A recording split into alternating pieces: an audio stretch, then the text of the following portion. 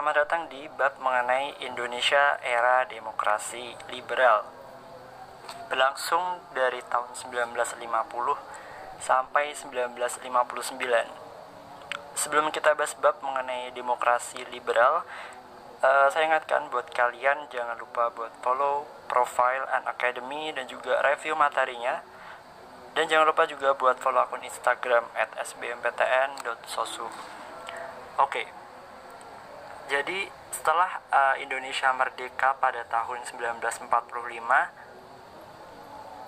Indonesia itu tidak mulus-mulus gitu ya, tetap menapaki jalan yang sering jatuh bangun. Jadi tidak mulus setelah merdeka, ya udah tidak ada lagi perjuangan. Tetapi setelah merdeka pada tahun 1945, inilah Indonesia memulai babak baru, yaitu mempertahankan kemerdekaannya. Banyak sekali upaya-upaya yang dilakukan oleh Indonesia pada waktu itu. Nah, terjadinya atau berlangsungnya era demokrasi liberal ini ditandai dengan adanya pengakuan kedaulatan Republik Indonesia, yaitu tepatnya dari Konferensi Meja Bundar. Dari konferensi tersebut, Belanda mengakui kedaulatan Indonesia sehingga negara RIS bubar ya, Negara Republik Indonesia Serikat bubar dan kembali ke Indonesia, kembali ke Negara Kesatuan Republik Indonesia atau NKRI pada tahun 1950-an, tepatnya pada tanggal 17 Agustus. Nah, pengakuan kedaulatan dari KMB atau Konferensi Meja Bundar itu berlangsung dari tanggal 27 Desember 1949. Nah, kalau era demokrasi liberal ini tuh diawali dengan adanya KMB atau pengakuan negara Indonesia oleh Belanda, demokrasi liberal ini diakhiri oleh adanya dekret presiden 1959 nih pada tanggal 5 Juli. Oke, sebenarnya demokrasi liberal itu apa sih? Jadi demokrasi, kita ambil kata terlebih dahulu nih, demokrasi. Demokrasi itu berasal dari kata demos. Demos yang artinya rakyat, dan juga kratos yang artinya kekuasaan, mempunyai kedaulatan gitu. Sementara liberal itu berasal dari bahasa Inggris atau liberty ya, berarti kebebasan. Jadi pada intinya demokrasi liberal ini merupakan pemerintahan dengan prinsip kebebasan. Nah, dalam melaksanakan demokrasi liberal di Indonesia itu memiliki nih ciri-ciri pelaksanaan demokrasi liberal, karena nanti akan ada banyak sekali peristiwa-peristiwa yang terjadi di era demokrasi liberal. Bahkan nanti akan ada banyak sekali multipartai atau partai-partai yang banyak mengikuti pemilu pada tahun 1955 nanti. Dan jatuh bangunnya kabinet, mulai dari kabinet Natsir sampai dengan kabinet yang terakhir, yaitu kabinet Juanda. Walaupun nanti kabinet Juanda itu tidak berakhir karena adanya dekret presiden 5 Juli 1959. Oke, ciri-ciri dari demokrasi liberal di Indonesia yang pertama adalah digunakannya Undang-Undang Dasar Sementara 1950. Nah, undang-undang ini tuh diterapkan untuk sementara waktu setelah RIS dibubarkan dan kembali ke bentuk NKRI. Pada saat itu negara Indonesia kan masih berbentuk RIS. Nah, undang-undang yang digunakan adalah Undang-Undang RIS. Maka setelah kembali ke bentuk NKRI atau ke dalam bentuk kesatuan, maka menggunakan undang-undang baru nih yang bersifat sementara, yaitu UUD 1950. Nah, nantinya undang-undang yang permanen ini akan dibuat oleh sebuah badan khusus nih yang disebut dengan Badan Konstituante.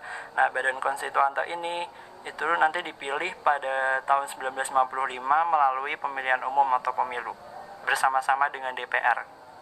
Oke. Kemudian ciri yang kedua nih, sistem pemerintahannya parlementer.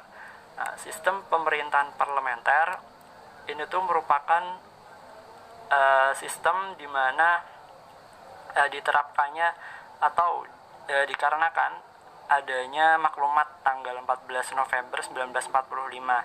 Nah, dengan dikeluarkannya maklumat tersebut, Indonesia berganti menggunakan sistem pemerintahan parlementer, di mana pada sebelumnya Indonesia itu menggunakan sistem pemerintahan presidensial ya.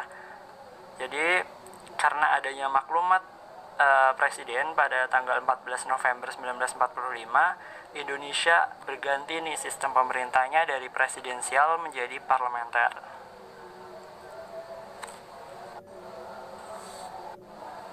Nah, kenapa diganti sistem pemerintahan presidensial dengan sistem pemerintahan parlementer? Karena pada waktu itu masyarakat itu takut timbulnya kekuasaan yang absolut gitu. Maka pada saat itu dipisahkanlah antara kepala negara dengan kepala pemerintahan. Oke, ciri yang ketiga yaitu mengalami jatuh bangun kabinet. Nah, seperti yang udah saya jelaskan di awal bahwa jatuh bangun kabinet ini lebih disebabkan karena adanya multi partai ya, karena adanya suatu kepentingan tertentu yang ada di dalam partai itu sendiri, sehingga mengakibatkan adanya mosi-mosi tidak percaya gitu. Nah, kabinet ini kan ada 7 nih, kabinet demokrasi liberal, mulai dari kabinet Natsir sampai kabinet Juanda. Untuk kabinet-kabinet nanti kita akan bahas di lesson berikutnya ya, mengenai kabinet yang ada di demokrasi liberal. Sekedar tahu aja nih, kabinetnya ada 7, yaitu yang pertama ada Natsir, terus ada Sukiman, kabinet Wilopo, kabinet Ali Sastro Amijoyo, kabinet Burhanuddin Harahap, kemudian kabinet Ali Sastro Amijoyo II, dan yang terakhir nih adalah kabinet Juanda atau yang biasa disebut dengan kabinet Zakon kabinet gitu. Oke, yang terakhir yaitu yang nomor 4 adalah sistem multipartai. Nah, sistem multipartai ini didasarkan pada adanya maklumat 3 November 1945.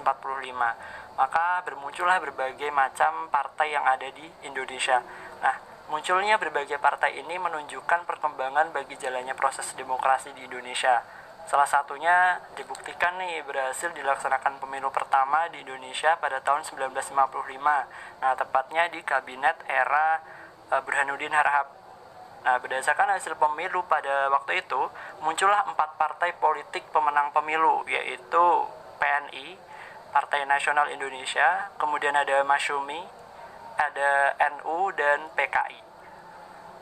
Oke, ciri yang kelima adalah nasionalisasi The Javas Bank. Nah, kalau kalian tahu The Javas Bank ini tuh adalah Bank Indonesia ya, atau Bank Sentral. Nah, ini merupakan salah satu kebijakan yang dilakukan di era demokrasi liberal dalam bidang kebijakan ekonomi, di mana nasionalisasi The Javas Bank ini tuh dilakukan dengan adanya program ekonomi banteng dan juga sistem ekonomi Alibaba dengan pembentukan Badan Perancang Pembangunan. Oke, yang nomor 6 adalah politik bebas aktif. Politik bebas aktif Indonesia ini tuh dibuktikan dengan adanya Indonesia masuk ke dalam anggota PBB pada masa Perdana Menteri Muhammad Natsir ya, yaitu PM pertama di era demokrasi liberal. Nah, selain itu juga Indonesia juga ikut andil nih dalam menjadi salah satu negara pemrakarsa Konferensi Asia Afrika atau KAA yang dilaksanakan di Bandung pada tanggal 18 hingga 24 April 1955. Nah, akan tetapi politik bebas aktif di mana Indonesia tidak memihak blok manapun, blok timur lah, blok barat, itu Indonesia tidak memihak. Nah, tetapi di era politik bebas aktif ini tuh kan Indonesia tidak memihak nih ya antara blok barat dan juga blok timur. Nah, politik bebas aktif ini tuh terjadi adanya kecondongan ya. Pada waktu itu kayak ada penyimpangan gitu, penyimpangan politik bebas aktif di era kabinet Sukiman, di mana Indonesia bekerja sama dengan Amerika Serikat dalam Mutual Security Act, sehingga Indonesia lebih dianggap condong nih ke blok barat. Terus yang nomor 7 adalah ketidakharmonisan pemerintah pusat dengan daerah. Nah, ketidakharmonisan pemerintah pusat dengan daerah ini dianggaplah dari pemerintah daerah, di mana pemerintah pusat ini tidak memperhatikan, sehingga memunculkan berbagai gerakan-gerakan di daerah dikarenakan keadaannya sedang bergejolak gitu. Pemerintah tidak stabil dan adanya KKN, korupsi dan nepotisme. Selain terjadi KKN, juga terjadi yang namanya konsepsi presiden, pertentangan mengenai konsepsi presiden tentang Nasakom. Nah, hal tersebut menimbulkan terbentuknya nih dewan-dewan di daerah seperti Dewan Banteng di Sumatera Barat, Dewan Gajah di Sumatera Utara, Dewan Garuda di Sumatera Selatan, Dewan Manguni di Sulawesi Utara, dan puncak dari semua itu adalah pemberontakan PRRI atau Permesta. Oke, yang terakhir yaitu Dekret Presiden 5 Juli 1959, di mana dekret ini menandai berakhirnya demokrasi liberal, di mana Presiden Soekarno pada waktu itu mengambil sebuah kebijakan darurat nih, karena banyaknya masalah-masalah yang terjadi di era demokrasi liberal. Nah, sehingga mengeluarkanlah ini yang namanya Dekret Presiden pada tanggal 5 Juli 1959. Pertimbangan tersebut berdasarkan berbagai masalah yang ada pada waktu itu, terutama kegagalan konstituante yang gagal membuat undang-undang baru. Terus isi dari dekret sendiri itu mengenai berlakunya UUD 1945 dan tidak berlakunya lagi UUD 1950, serta adanya pembubaran konstituante. Kan tadi dibilang kan di bagian sini ciri dari demokrasi liberal adalah UUD 1950, dan kemudian melakukan yang namanya pemilu pada tahun 1955 dengan memilih anggota Badan Konstituante dan juga DPR. Nah, tetapi pada kenyataannya konstituante itu tidak berhasil membentuk undang-undang baru nih, yang nantinya menjadi undang-undang permanen gitu, sehingga memunculkanlah yang namanya Dekret Presiden 5 Juli 1959 dan berakhir pada pembubaran konstituante. Nah, itulah Indonesia di era demokrasi liberal, dan di lesson berikutnya mungkin nanti kita akan bahas nih lebih mendetail mengenai kabinet-kabinet yang ada di demokrasi liberal.